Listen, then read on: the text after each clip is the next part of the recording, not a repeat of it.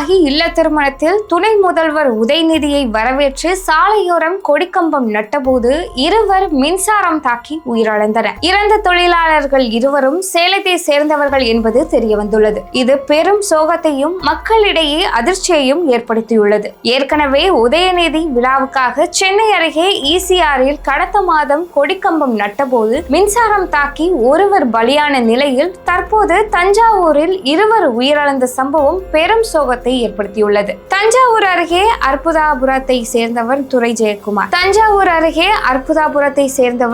ஜெயக்குமார் திமுக தலைமை பொதுக்குழு உறுப்பினர். இவரது மகள் திருமணம் தஞ்சாவூர் அருகே பிள்ளையார்பட்டி திருவையாறு புறவழிச்சாலையில் கடந்த மாதம் புதிதாக கட்டி திறக்கப்பட்ட திருமண மண்டபத்தில் இன்று நடைபெறுகிறது. இதில் சிறப்பு விருந்தினராக தமிழக துணை முதல்வர் உதயநிதி ஸ்டாலின் மற்றும் அமைச்சர்கள்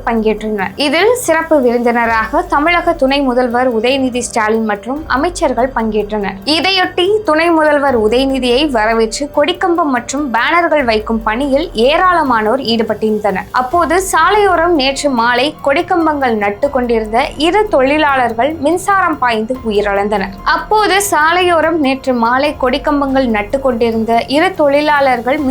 பாய்ந்து உயிரிழந்தனர். பிள்ளையார்பட்டி திருவையாறு புறவழிச்சாலையில் வழிநெடுகிலும் இரும்பு குழாய்களில் கொடிக்கம்பங்கள் நடும் பணி மேற்கொள்ளப்பட்ட போது மேலே செல்லும் மின்கம்பியின் மீது கட்சியின் கொடிக்கம்பம் உரசியதில் அதை நடும் பணியில் ஈடுபட்டிருந்த தொழிலாளர்களான சேலம் மாவட்டம் எட்டிக்குட்டை மேடு பகுதியை சேர்ந்த எம் கோகுல், சங்ககிரியை சேர்ந்த கார்த்திக் ஆகியோர் மீது மின்சாரம் பாய்ந்தது. இதனால் தூக்கி வீசப்பட்ட இருவரையும் காவல்துறையினர் மீட்டு 108 அவசர ஊர்தி மூலம் தஞ்சாவூர் மருத்துவக் கல்லூரி மருத்துவமனைக்கு அனுப்பி வைத்தனர். அங்கு அவர்களை பரிசோதித்த மருத்துவர்கள் கோகுல், கார்த்திக் ஆகிய இருவரும் மருத்துவமனைக்கு கொண்டு வரும் வழியிலேயே உயிரிழந்து விட்டதாக தெரிவித்தனர். இது குறித்து தமிழ் பல்கலைக்கழக காவல் நிலையத்தினர் வழக்கு பதிந்து விசாரணை மேற்கொண்டுள்ளனர். சாலையோரம் கொடிக்கம்பங்கள் கட்ட பல்வேறு கட்டுப்பாடுகளை நீதிமன்றம் விதித்தும் அதை கடைபிடிக்க அரசியல் கட்சி தலைவர்கள்